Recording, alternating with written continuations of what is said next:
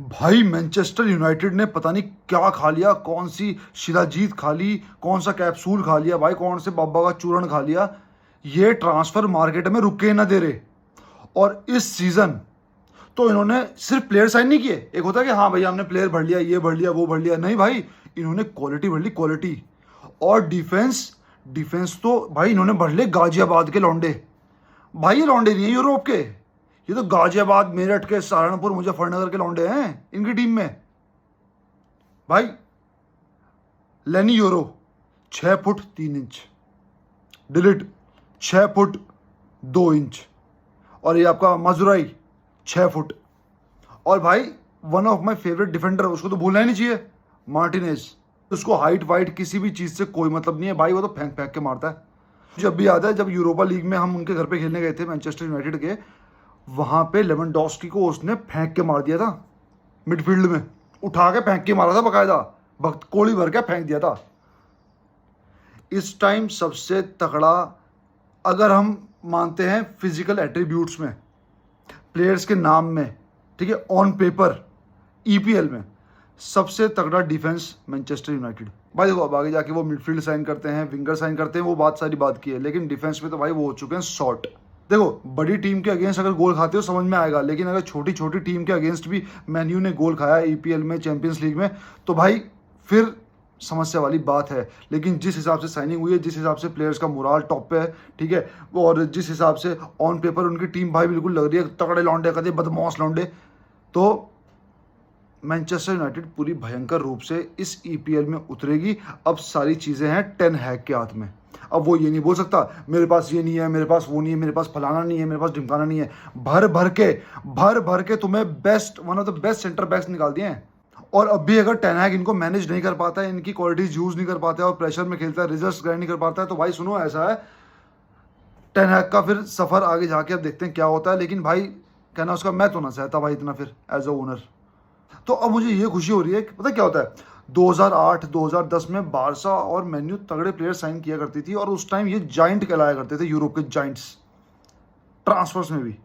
और अब जाके मेन्यू का फिर जब लेवल नीचे हुआ, और भाई ट्रांसफर्स में तो वो बंदे जाइंट बनते जा रहे हैं। अब बस बारसा का भी सॉर्ट आउट हो और वो भी इस तरह से ही आगे जाके ऑपरेट करे, तब जाके मजा आएगा। क्योंकि मैं चाहता हूँ यार एक वो नॉस्टैल्जिया वापस जीने का, जहाँ पे भाई बारसा मड्रिड की लड़ाइयाँ होती थी। अब तो वो बाद में बात करेंगे बारसा मैड्रिड की, लेकिन बारसा मैड्रिड में जो दुश्मनी हुआ करती थी प्लेयर्स में, अब कुछ नहीं है भाई, अब तो हाथ पकड़ के उठा रहे हैं, कर रहे हैं। तो वो चीज़ वापस चाहिए जो एक एग्रेशन हुआ करता था फील्ड पे, और मेन्यू जैसे क्लब्स, ये जो एक वाकई में रॉयल्टी हुआ करते थे, वो चीज़ें वापस उभर के आए। तो good luck to Manchester United भाई। बात करते हैं विटोर रोक। अब जो न्यूज़ आ रही है वो सुनने में आ रही है कि भाई विटोर रोक को सऊदी क्लब में नहीं भेज रहे हैं, और वो किसी यूरोपियन क्लब में जा सकता है ऑन लोन, ऑन लोन।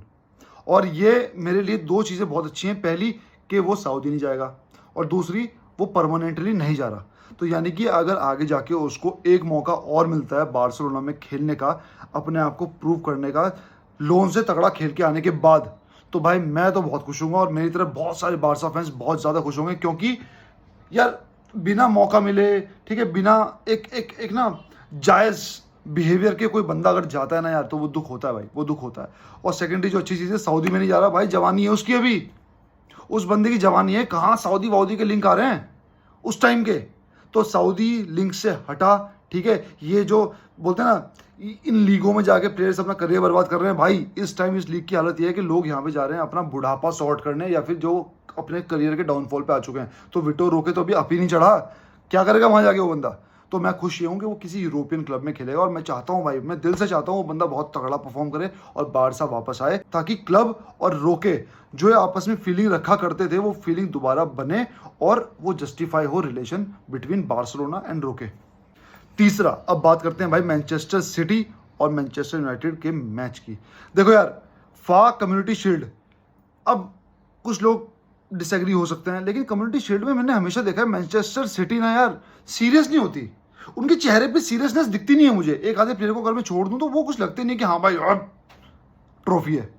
पिछले साल आर्सेनल से भी वो हारे, आई थिंक पेनल्टी में हारे थे, तब भी इनके चेहरे पे कोई दुख नहीं लग रहा था, क्योंकि एक तो ट्रैवल जीत के आए थे। मैंने पहले कहा था कि भाई इतिहास में पहली बार ट्रैवल जीते हैं, इतिहास में पहली बार यूसीएल जीते हैं, तो इनके हैंगओवर है ये सीरियसली नहीं लेंगे, क्योंकि इन्होंने हद से ज़्यादा अचीव कर लिया है। पिछले सीजन वही उस टाइम हुआ था, और इस बार भी कोई इतना ना जोश मेरे को लगा नहीं, भले सिटी जीत गई, भूख मुझे मेन्यू के अंदर ज़्यादा लगी थी, ठीक है। और मतलब होता यार, होता है एक चीज़ का कि भाई ये जैसे होता है ना कि यूसीएल में मैड्रिड एक डिफरेंट ब्रीड है और ला लीगा में डिफरेंट है, तो वही लग रहा था मुझे कि कम्युनिटी शील्ड में मेन्यू ज़्यादा चाह रही है और मैनचेस्टर सिटी कम चाह रही है। और देखो यार, ये हार कोई हार नहीं होती, ये डार्बी थी, ठीक है, और ये एक तरह से ट्रॉफी वाला मैच था, और इस हार को मैं हार नहीं मानता हूँ। पेनल्टीज में क्या यार, पेनल्टीज में कोई तो जीतेगा, पेनल्टीज में कोई तो जीतेगा, और यहाँ पे तो वैसे भी एक्स्ट्रा टाइम नहीं होता है, आफ्टर 90 मिनट्स अगर ड्रॉ होता है तो मेन्यू को दिल छोटा करने की कोई जरूरत नहीं है। वैसे भी पेनल्टी ऐसा तो है नहीं कि भाई 4-1 हारे हो, हैं 5-2 हारे हो, 5-1 हारे हो, नहीं 7-6, वो भी अच्छा खेले पेनल्टीज में और तुम भी खेले, तो ये कोई ज़्यादा बड़ी बात नहीं है, इसका ज़्यादा हुआ बनाने की जरूरत नहीं है। तो मेन्यू फैंस को कोई भी नीचे अपने आप को फील करने की जरूरत नहीं है। और ये मैं दिल से बोल रहा हूँ, मैं फिर बोल रहा हूँ भाई, ये मैं प्लीज़ करने के लिए नहीं बोल रहा हूँ, ये मैं इसलिए बोल रहा हूँ जो मुझे फील हो रहा है कि मेन्यू फैंस चिन अप रखेंगे। और ये तो होता रहता है भाई, पेनल्टीज में कोई तो जीतेगा यार, तो रिलैक्स करो, और तगड़ा सीजन आपके सामने है। और मैं खुश इस बात से हूँ कि भाई अब डार्बीज में वो डार्बी दिखेंगी, है ना, सिटी के मैच में, ठीक है, लिवरपूल के मैच में अटैक वर्सेस मेन्यू का डिफेंस, मज़ा आ जाएगा भाई, इस बार ईपीएल में आने वाला मज़ा। बाकी भाई और कोई डेवलपमेंट होती है निको में और ट्रांसफर मार्केट में तो भाई बात करेंगे। कल अपना बारसा का मैच भी है, गैम्पर ट्रॉफी का, उसका भी प्रीव्यू कल बनाएंगे भाई। फाइनली फाइनली फाइनली कुछ भी है, भले कैसी भी ट्रॉफी है भाई, मैच आ रहा है बारसा का अपने होम पे, देखेंगे डैनी ओल्मो का डेब्यू। तब तक के लिए विस्कल बारसा।